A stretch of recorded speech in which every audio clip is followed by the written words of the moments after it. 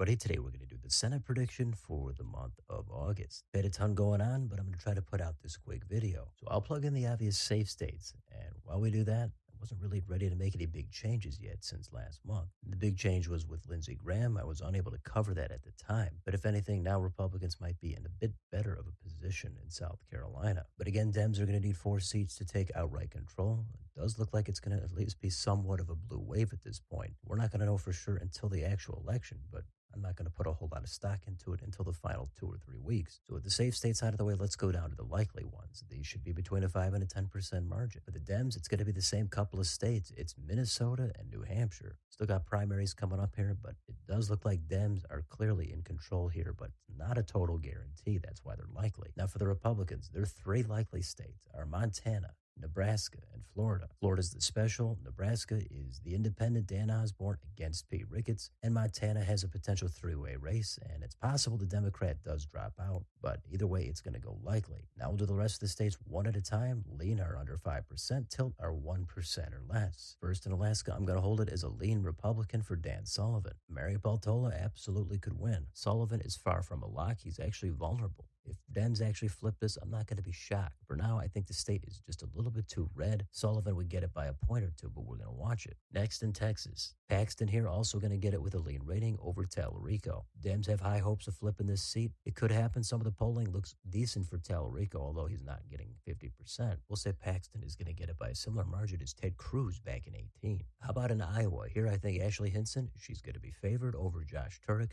Not a slam dunk, but she's going to get it with a lean rating. In Michigan, here, Dems are going to be favored. They're going to get it with a lean rating. That could even be with Abdul El-Sayed, although I think it would be more competitive against Mike Rogers. South in Ohio, I think Republicans here are going to be slightly favored. That's going to be Husted over Brown. Some of that Siena College polling from last month, that gave Republicans a bit more hope in some of these states. And this one is going to stay leans. Now we'll do the northeast corner, Maine. The other big thing that happened, of course, is Plattner is out. Troy Jackson is in.